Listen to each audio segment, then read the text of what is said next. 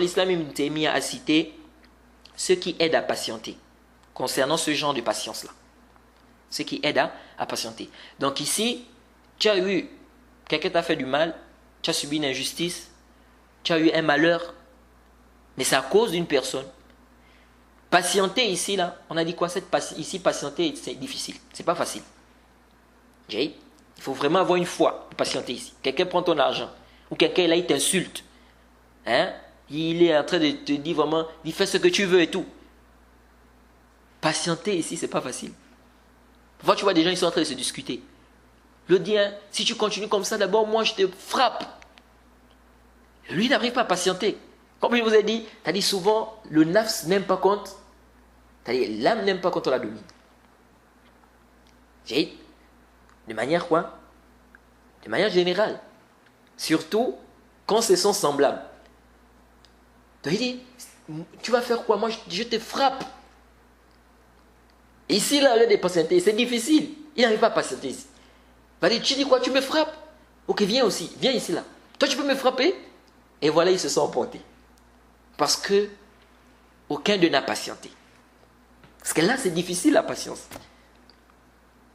Et c'est pourquoi le prophète a dit quoi? Le fort ici, ce n'est pas celui-là qui va montrer, qui va s'énerver, il va... Là, c'est pas le fort.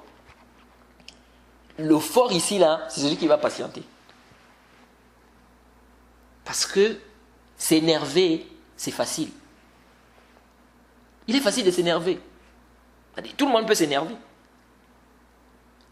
Mais garder son calme, patienter, ne pas s'énerver, c'est pas tout le monde qui peut faire ça. C'est un combat. C'est un combat. C'est pourquoi vous allez voir parfois, il y a des gens, ils sont là, ils supportent, à un moment, ils ne peuvent plus supporter. Ils s'énervent parce que c'est ça en fait, parce que c'est pas facile. Ça demande quoi? Du job. Ça demande vraiment, c'est-à-dire un grand effort. Alors donc le Cheikh l'Islam Ibn Taymiyyah, il a clôturé ce livre-là, où il parle de la patience, par ce qui aide à patienter. Donc qu'est-ce qui peut aider les gens à patienter concernant ce genre de patience-là? Donc, patienter face à un malheur que tu as, mais dont une personne a été la cause. Qu'est-ce qui aide ici? Alors là, ce livre-là, il est magnifique. Et le Cheikh l'Islam Ibn Taymiyyah, subhanallah, qu'Allah lui fasse miséricorde. Rahimahullah. Rahimahullah. Alors, il te dit, premièrement, savoir que les actes des créatures sont créés. Et ça, Inch'Allah, ça va venir. Quand on va parler du destin. Dans le livre, Inch'Allah. Donc, le serviteur doit savoir que les actes des créatures sont créés. Leur volonté, leur mouvement. Tout ça, c'est créé. Et que c'est ce qu'Allah veut qui arrive. Ce qu'Allah ne veut pas, n'arrive pas.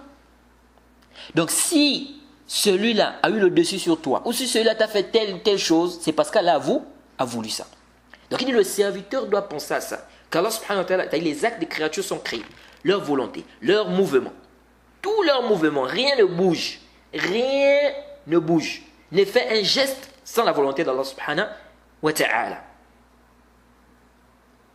C'est Allah subhanahu wa ta'ala. Si quelqu'un maintenant vient, quelqu'un vient te gifler, c'est parce que c'est Allah qui a voulu. Si Allah n'avait pas voulu, la personne ne devait pas te gifler. Et on a déjà détaillé cette question, la volonté d'Allah. On a détaillé ça dans Aqid al-Wasitiyya, Aqid al-Wasitiyya du Cheikh l'Islam Ibn Taymiyyah. Et on a aussi détaillé ça avec un peu plus de détails même dans la réfutation qu'on a faite à Hassan et Hussein.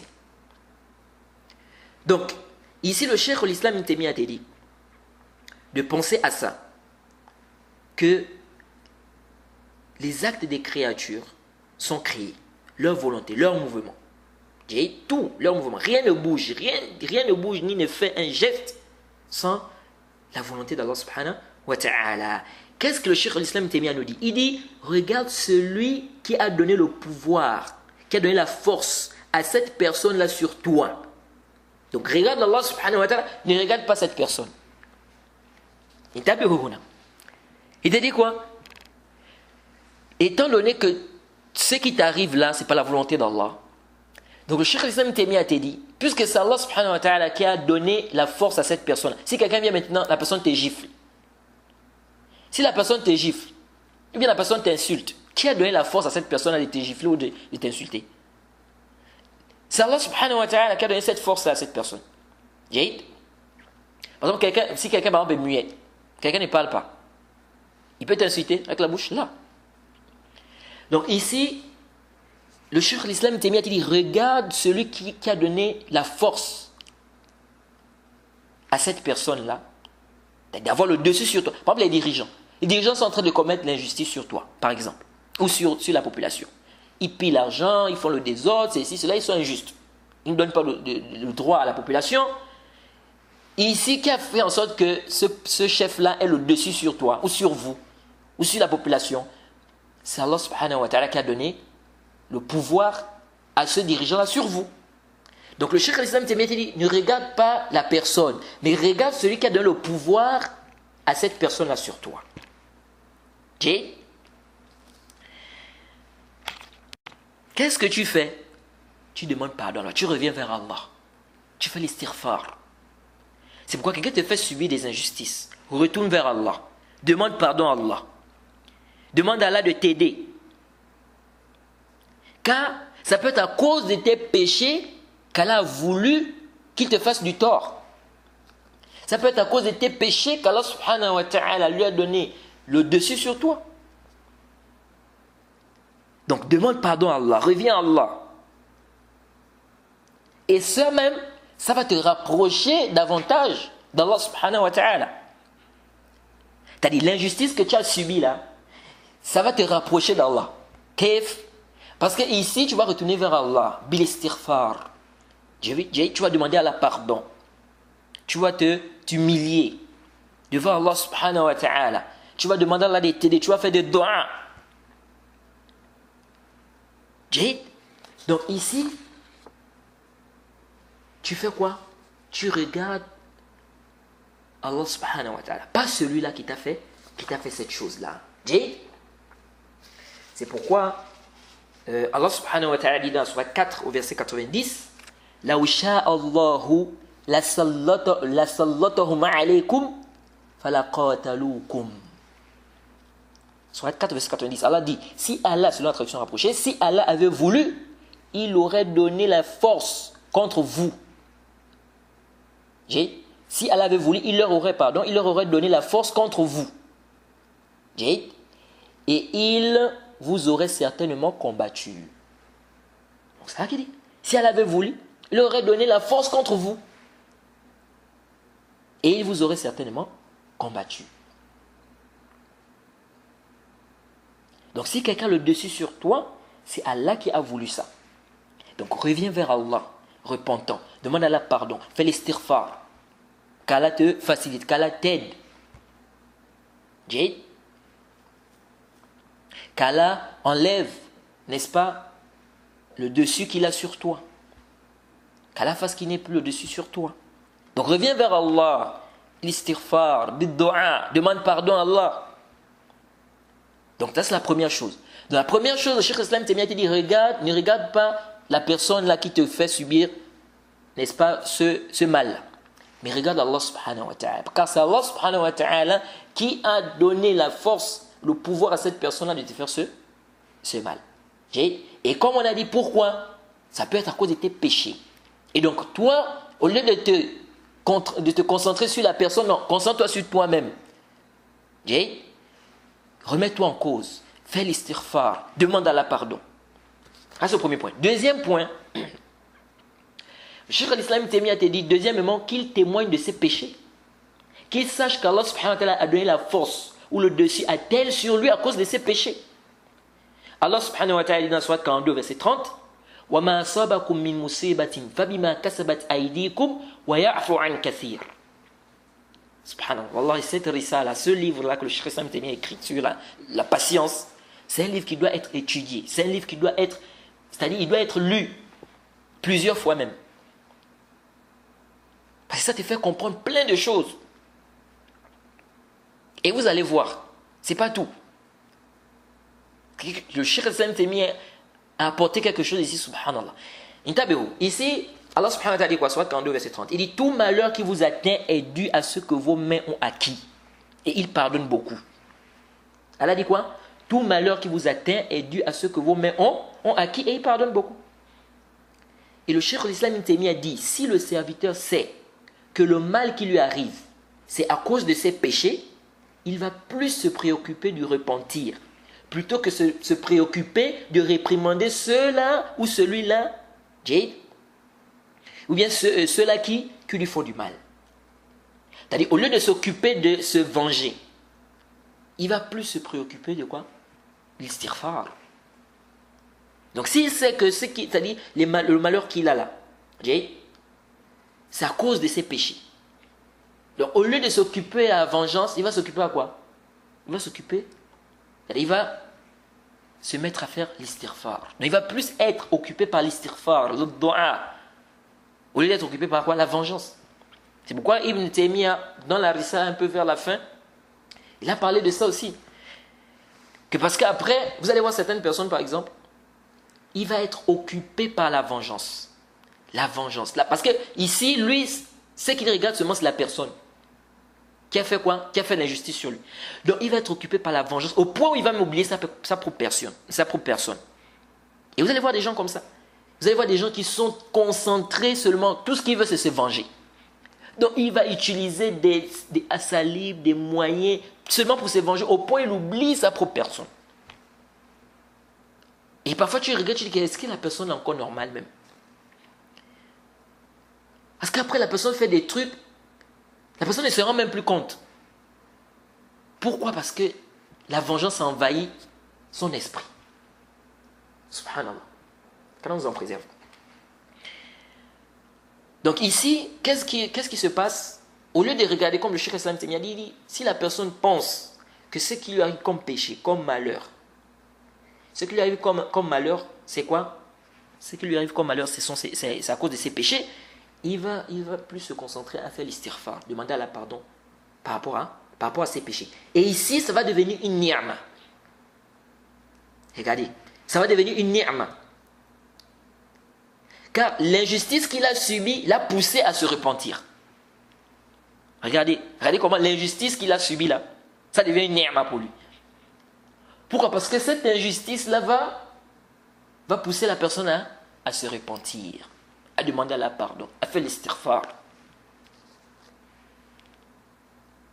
C'est un bien ou pas? C'est un bien de faire l'istighfar, de demander la pardon pour tes péchés.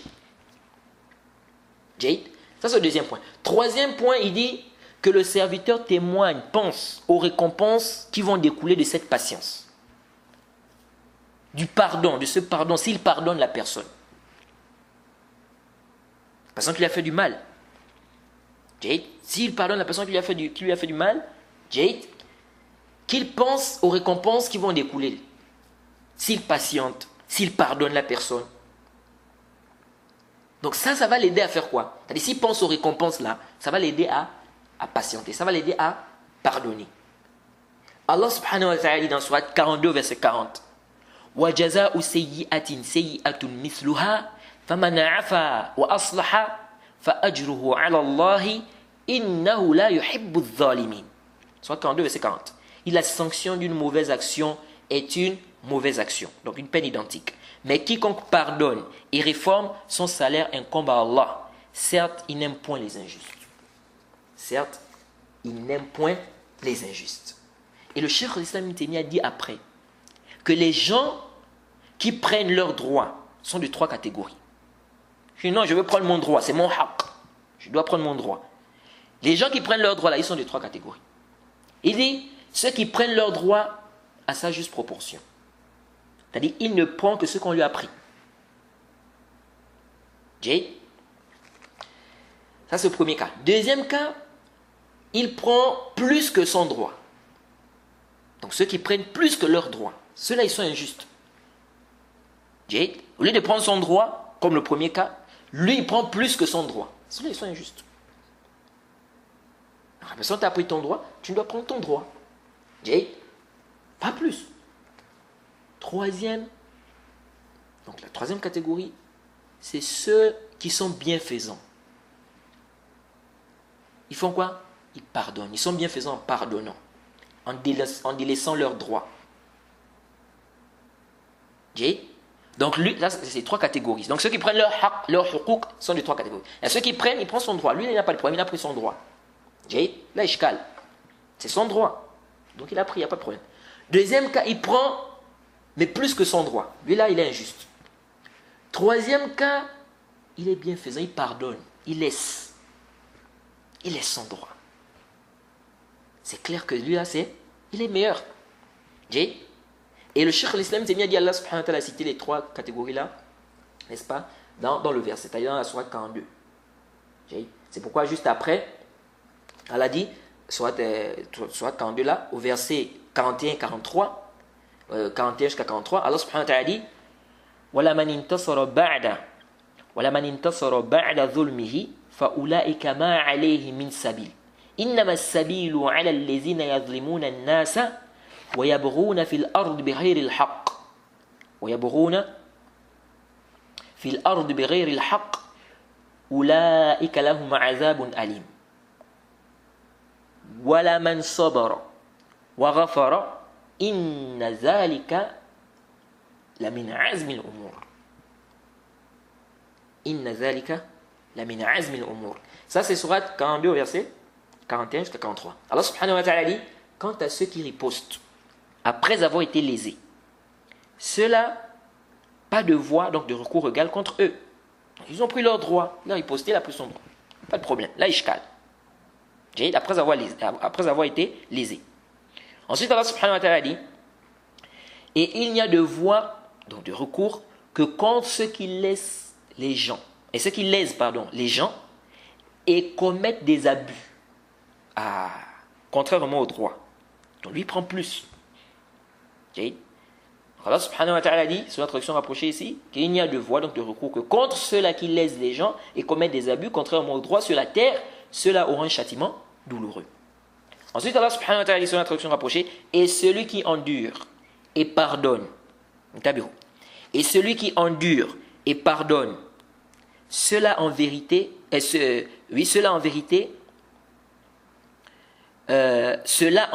fait partie des bonnes dispositions.